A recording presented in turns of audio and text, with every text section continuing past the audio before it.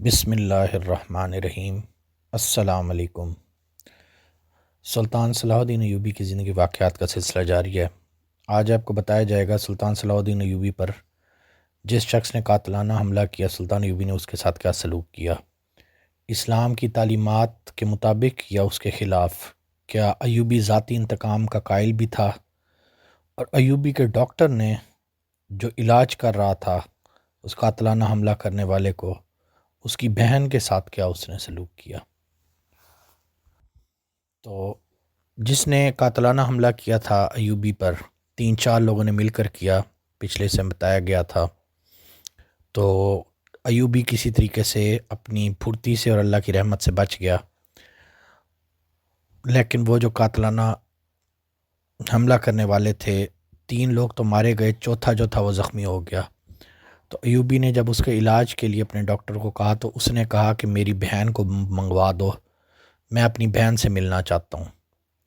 جب اس کی بہن کو بلوایا گیا، بہن بھائی اکیلے رہ گئے، تو بہن نے بھائی سے پوچھا اس نے کیا کیا ہے۔ بھائی نے بتایا، بہن نے پوچھا کہ اس کے ساتھ کیا سلوک ہوگا۔ بھائی نے بتایا امیر مصر ایوب پہ قاتلانہ حملے کا جرم بخشا تو نہیں جائے گا، اگر ان لوگوں نے مجھ پہ رحم کیا تو سزائے موت نہیں دیں گے، ساری عمر کے لیے تہہ خانے میں ڈال دیں گے، پھر میں تمہیں ساری عمر نہیں دیکھ سکوں گی۔ بہن نے پوچھا نہیں شارجہ، بھائی نے رندھی ہوئی آواز میں کہا، پھر میں بھی مر نہیں سکوں گا، جی بھی نہیں سکوں گا، وہ جگہ بڑی خوفناک ہے جہاں مجھے ہمیشہ کے لیے قید کر دیں گے۔ بہن جس کا نام شارجہ تھا بچوں کی طرح رو اٹھی، اس نے کہا میں نے تمہیں اس وقت بھی روکا تھا کہ ان لوگوں کے چکر میں نہ پڑو، مگر تم نے کہا صلاح الدین ایوبی کا قتل جائز ہے، تم لالچ میں آ گئے تھے، تم نے میری بھی پرواہ نہ کی، میرا کیا بنے گا، تم نہ ہوئے تو میرا آسرا کون ہوگا۔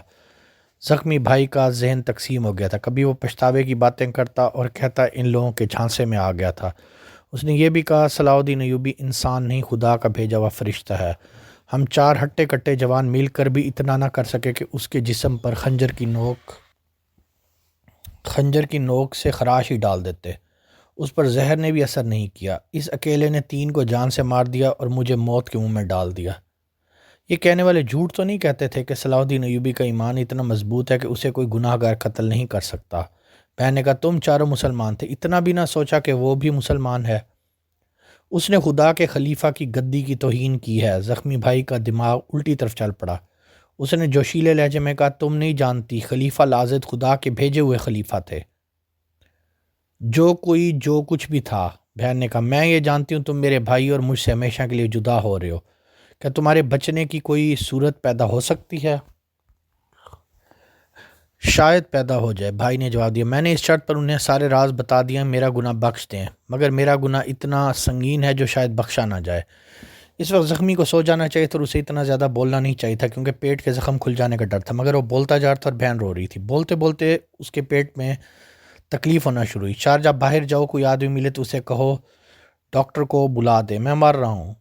شارجہ دوڑتی ہوئی باہر گئی، باہر سپاہی ڈیوٹی پر کھڑا تھا، اس نے اس کو بھائی کی حالت بتائی، اس نے شارجہ کو اس ڈاکٹر کے گھر کا راستہ بتا دی جسے زخمی کی دیکھ بھال کے لیے مقرر کیا تھا، اسے سختی سے حکم تھا دن ہو یا رات زخمی کو زندہ رکھنے کی پوری کوشش کرے، وہ شاہی ڈاکٹر تھا۔ شارجہ دوڑتی گئی، ڈاکٹر کے گھر قریب تھا، شارجہ نے اس کو بتایا، وہ بھاگا بھاگا آیا، زخمی کو دیکھا، اس کے پیٹ کی پٹی خون سے لال ہو گئی تھی، اس نے فوراً پٹی کھولی، خون بند کرنے کے لیے اس میں سفوف ڈالے اور بہت سارا وقت صرف کر کے پٹی باندھی، خون بند ہو گیا، اس نے زخمی کو دوائی پلا دی جس کے اثر سے اسے نیند آ گئی اور وہ سو گیا۔ شارجہ اس جوان سال ڈاکٹر کو حیرت اور دلچسپی سے دیکھ رہی تھی، اسے توقع نہیں تھی کہ اتنی رات گئے کوئی اس کے مجرم بھائی کو دیکھتے آ جائے گا، لیکن جراح یعنی ڈاکٹر دوڑتا آیا اور اس نے اتنی نماک سے زخمی کی مرہم پٹی کی کہ شارجہ حیران رہ گئی۔ زخمی کی آنکھ لگ گئی تو اس نے آنکھیں بند کر کے اوپر اٹھا کر سرگوشی کی، خدا، زندگی اور موت تیرے ہاتھ میں ہے، اس بد نصیب کے حال پر رحم کرو، اسے زندگی عطا کرو خدا عز و جل۔ ڈاکٹر کی یہ بات سن کے شارجہ کی آنکھوں کے آنسو نکل گئے، اس پہ ڈاکٹر کا تقدس طاری ہو گیا، اس نے اس کے قریب ہو کر پوچھنے پر بتایا وہ زخمی کی بہن ہے۔ اس نے پوچھا کیا آپ کے دل میں اتنا زیادہ رحم ہے میرے بھائی کو آپ تکلیف نہیں دے سکتے یا اس لیے زندہ رہنا چاہتے ہیں کہ آپ ساری راز کی باتیں پتہ کریں؟ مجھے اس سے کوئی دلچسپی نہیں، اس کے پاس کوئی راز ہے یا نہیں، مجھے اس بات سے کوئی دلچسپی نہیں، میرا فرض ہے اسے زندہ رکھوں اور اس کے زخم بالکل ٹھیک کر دوں، میری نگاہ میں مومن اور مجرم میں کوئی فرق نہیں۔ آپ کو شاید معلوم نہیں اس کا جرم کیا ہے۔ شارجہ نے کہا اگر آپ کو معلوم ہوتا آپ اس کے زخم پر مرہم رکھنے کی بجائے اس میں نمک بھر دیتے۔ مجھے معلوم ہے، ڈاکٹر نے جواب دیا، لیکن میں اسے زندہ رکھنے کی پوری کوشش کروں گا۔ شارجہ اتنی متاثر ہو کہ اس نے اس کے ساتھ باتیں شروع کر دی۔ اسے بتایا اس کے ماں باپ بچپن میں مر گئے تھے، اس وقت کا بھائی 10-11 سال کا تھا۔ اس نے شارجہ کو پالا پوسا اور جوان کیا۔ اگر اس کا بھائی نہ ہوتا تو کوئی نہ کوئی اسے اغوا کر کے لے جاتا۔ بھائی نے زندگی بہن کے لیے وقف کر دی تھی۔ ڈاکٹر انماک سے اس کی باتیں سنتا رہا اور اسے اس خیال سے باہر سین ملے گا کہ زخمی کی آنکھ نہ کھل جائے۔ ڈاکٹر ایسے انداز سے شارجہ کی باتیں سن رہا تھا جیسے وہ رات یہیں گزارے گا، مگر وہ جانے لگا تو شارجہ نے اس کا ہاتھ پکڑ کر آپ چلے جائیں گے تو مجھے ڈر آئے گا۔ ڈاکٹر نے اسے بتایا وہ اسے اپنے ساتھ نہیں لے جا سکتا اور اس کے ساتھ رہ بھی نہیں سکتا۔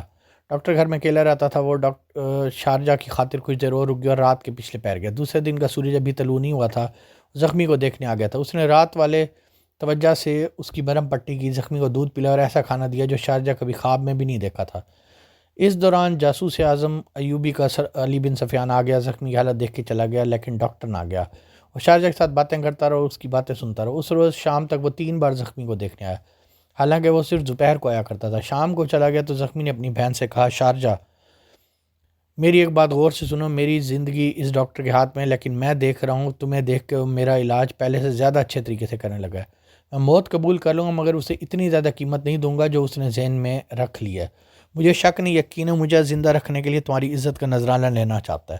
میں تو اسے فرشتہ سمجھتی ہوں، شارجہ نے کہا۔ اس نے ابھی تک کوئی ایسا اشارہ بھی نہیں کیا اور میں بچی بھی تو نہیں، لیکن میں اسے ایسا نہیں سمجھتی۔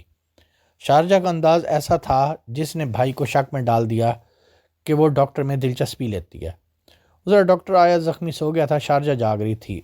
وہ ڈاکٹر کے ساتھ صحن میں چلی گئی، کچھ دیر باتیں ہوتی رہیں۔ ڈاکٹر نے اسے کہا اس کا بھائی دوائی کے اثر سے اتنی گہری نیند سے ہو گیا، صبح تک اس کی آنکھ نہیں کھلے گی، آؤ میرے گھر چلیں۔ شارجہ کو جھجکی لیکن پیشکش کو ٹھکرا نہ سکی، اس کے ساتھ چلی گئی۔ یہ خوبرو جوان سال ڈاکٹر اکیلا رہتا تھا۔ شارجہ بالغ دماغ لڑکی تھی، اسے توقع تھی آج رات یہ آدمی اس کے سامنے بے نقاب ہو جائے گا، مگر ایسا نہ ہوا۔ وہ اس کے ساتھ ہمدرد دوستوں کی طرح باتیں کرتا رہا۔